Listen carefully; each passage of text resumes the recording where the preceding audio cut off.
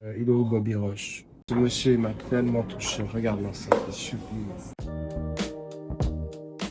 Alors oui, le meilleur décor, c'est vraiment Montreux, surtout en 2024 ou en 2025, où c'était plus que l'inspiration. C'est le coucher du soleil à chaque concert.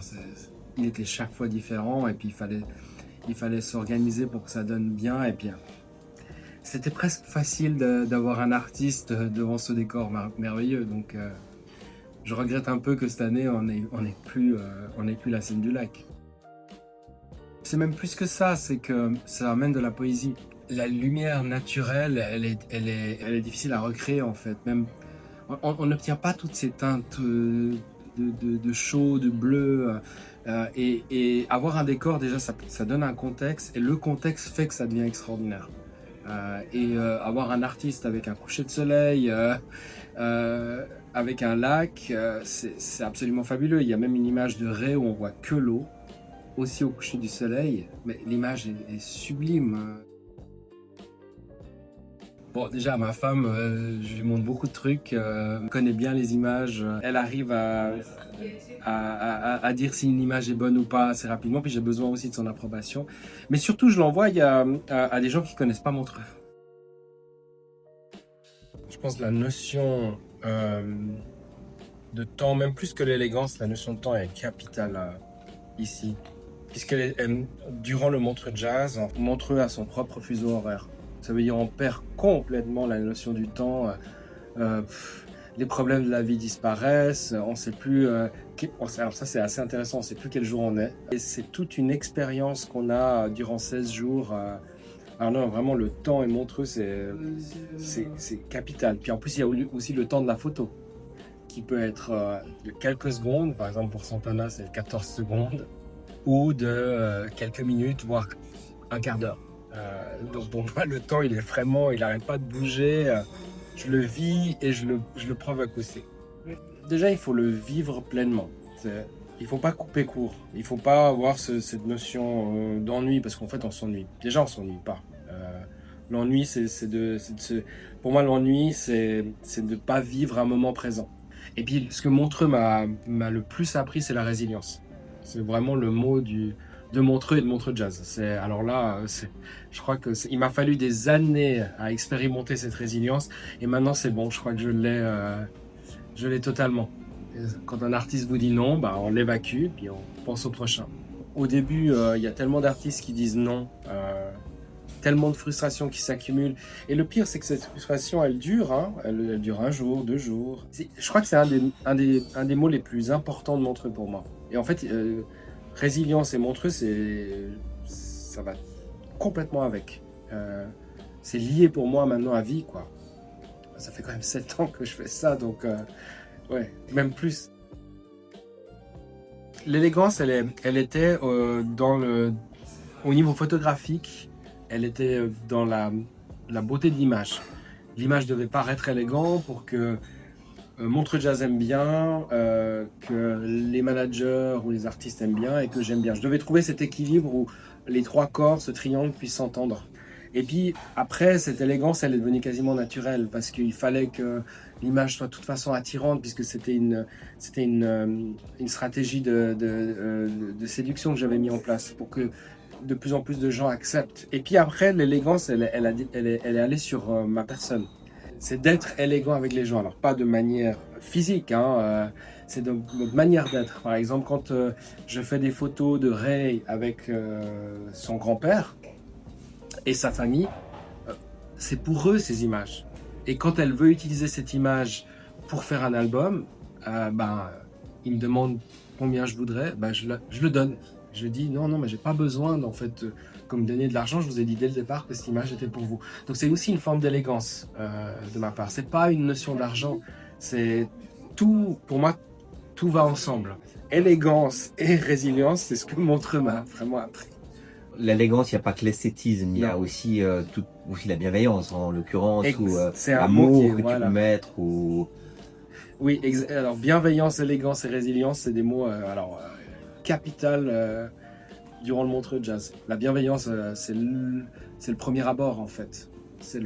c'est le moment où vous rencontrez l'artiste, elle doit ressentir cette bienveillance. Il y a des gens qui vous marquent physiquement en fait. Ça n'a rien à voir avec la photo quasiment. Même si l'image est belle, elle m'a impacté en fait par son attitude. Il y a des gens qui ont une aura, comme par exemple, je dis Bobby Roche, mais Gilberto Gil, pareil. Il m'a fait le même type d'effet. Son visage, c'est marrant, je suis en train de parler que des personnes plus âgées, mais je pense qu'ils ont une sagesse du temps qu'ils amènent avec eux.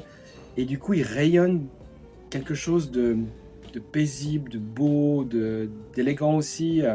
Et dans le cas de Bobby Rush, il était élégant, il était beau, et il faisait pas son âge, et il était calme. Et en fait, j'ai passé un moment hyper agréable, qui a duré 10 minutes, mais c'était vraiment, j'ai beaucoup aimé ce moment-là. Et du coup, ça m'est resté, ça m'a marqué. Benson Boone, c'était marrant parce que, en plus, avec le petit truc derrière, là, le pédalo, on dirait. Mais ça, c'est génial parce qu'il a un côté vintage, cette image. C'est vrai, clairement. Et le soleil est déjà couché. Enfin, voilà, c'est une photo qui a pris 30 secondes, mais c'est très sympa. Marc, toi, par exemple, ça, c'est Marcom. Ouais, c'est céleste. Ouais. Mais c'est poétique. Mais c'est un moment de grâce, c'est complètement fou. Ça, je l'aime beaucoup, cette image aussi. Mais par exemple, là, elle est restée, puis elle a commencé à me parler alors que madame devait faire le concert. Là, t'as 6000 personnes qui t'attendent. Exactement. Mais tu vois, il y a des gens qui sont... Voilà, ça, c'est génial aussi. J'ai attendu le paddle qui passe. Je les voyais venir. Et j'ai attendu que ce moment-là... C'est vrai que c'est génial parce que ça montre tellement cette spontanéité. Ce geste-là, il l'a fait après sur scène. Ah ouais. Comme d'humilité. Ouais. Le fait qu'on voit le décor, comme le lac, je pense que cet effet montreux, ça le fait, absolument. Je crois qu'il n'y a aucune autre configuration dans le monde où on voit l'artiste et le lac et des bateaux derrière. C'est pour ça que je trouve que le livre fonctionne, parce que c'est le tout qui fait montreux. Et j'ai pas envie de dire, par exemple, Quincy Jones a été montreux, parce qu'il y a eu tellement d'autres artistes. Quincy Jones a été une icône du Montreux Jazz. Et il a beaucoup aimé Montreux, mais je crois que ce qui est bien dans ce livre, c'est que le résumé, l'ensemble, c'est que Montreux. Parce qu'il faut aussi se dire que les artistes, le fait qu'ils soient à Montreux, ils sont différents. Ils sont accessibles. Il y a une forme de douceur, en fait, entre ce lieu et comment ils réagissent avec moi. Mais il y a une sorte de légèreté dans l'air, quoi. Et qu'on le ressent, mais vraiment. Alors, le lac nous a permis de le ressentir parce qu'ils sont en face du lac. J'ai adoré tous les jours marcher du Stravinsky à la grande scène du lac. Et en fait, c'est ce moment-là de marcher avec le monde, le lac, les gens, la rue. C'est à ce moment-là que je découvre qui est l'artiste et qu'est-ce que je vais faire. C'est le seul festival historique qui a une vraie histoire profonde et aucun artiste ne peut l'ignorer. Et donc quand on leur dit que déjà une partie des archives font partie de l'UNESCO et que même les photos pourraient en faire partie, à ce moment-là, être dans l'histoire du Montreux Jazz, ça marque des artistes quand même. Parce qu'au bout d'un moment, toujours il faut se mettre à la place de ces artistes. Ils font des salles énormes, peut-être des concerts gigantesques.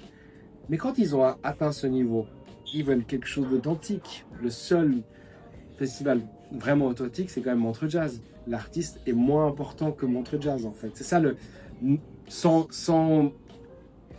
tout en restant humble, mais à un moment donné, il faut être conscient. Le Montreux Jazz est quelque chose de plus important qu'eux, parce qu'il n'y a pas un seul artiste qui fait Montreux Jazz. C'est l'ensemble. C'est unique au monde. Le Montreux Jazz à Montreux, c'est un miracle. Et je le dis tout le temps. Très bonne question. Non, je pense que j'aurais jamais fait le tour. Les photos ne seront pour moi qu'un souvenir par image. Mais en fait, ce souvenir, il est d'une sensation, d'une douleur, d'une souffrance, d'une joie, d'une pleure. En fait, je vis quelque chose durant 2 semaines, 16 jours. Et c'est ça qui me fait revenir finalement. Je rencontre des gens, je fais plaisir aux gens. Quand je prends des photos de famille et autres, je cristallise un moment avec eux qui va rester marqué entre eux. Par exemple, quand je photographie une star et sa maman, c'est plus une star. C'est juste un gamin ou une gamine avec sa maman. Et donc, du coup, en fait, je vis des expériences. Et je pense à l'heure de l'intelligence artificielle, où la photographie, le son, la musique, elle est envahie. Je pense que c'est l'opposé absolu de l'intelligence artificielle. C'est l'expérience. Du coup, de temps en temps, on a les mêmes artistes qui reviennent 2 ans ou 3 ans après. Marc Rubier, je l'avais déjà photographié 2 ans avant au Belvédère. Il a bien aimé l'image et puis en plus, lui, il avait un petit Leica. Il me dit, mais maintenant, c'est moi qui prends ta photo. Donc moi, j'ai fait sa photo. Il m'a pris en photo, puis après, il me l'a envoyé par WhatsApp. Mais je connaissais pas Marc Rubier. D'ailleurs, la plupart je les connais pas. C'est après en traitant l'image. Du coup, on s'est juste écrit, puis voilà, on s'est donné l'image. Et puis, quand il est revenu à la scène du lac, il se rappelait de moi. Et moi, bien entendu, je me rappelle de lui. Et je lui ai dit, Marc, on fait la photo avant le concert. Et lui me dit, non, j'aimerais pas. J'aime pas couper l'énergie. Je l'ai regardé, puis j'ai dit, écoute, alors, toi sur scène en caleçon, juste après que tu finis. Et il m'a regardé, il m'a fait chiche. Puis après, on est allé sur scène, ça a pris 1 minute 30. Mais j'ai pris le temps de le positionner et c'est là que j'ai ressenti l'énergie du public. Tant qu'on n'a pas été sur scène devant autant de gens, comment est-ce qu'on peut sentir ce que l'artiste ressent et il dira je vais mourir sur scène. Moi, j'en m'a donné 1 minute 30 de ce moment-là où c'est moi qui dirige la scène quand je lève les mains et puis que les gens crient et 6000 personnes crient et lui il fait ce geste. J'ai reçu l'énergie de plein fouet. J'ai vraiment compris ce que c'était cette énergie. Et puis après, quand on ressort de scène, on est rempli d'adrénaline, on n'a qu'une envie, c'est d'y retourner. Donc voilà, Marc m'a donné ça, m'a donné une petite clé de compréhension de la scène. Il était là, je l'ai fait asseoir parce qu'il est âgé, quoi. Ça valait pas la peine de faire debout de toute façon.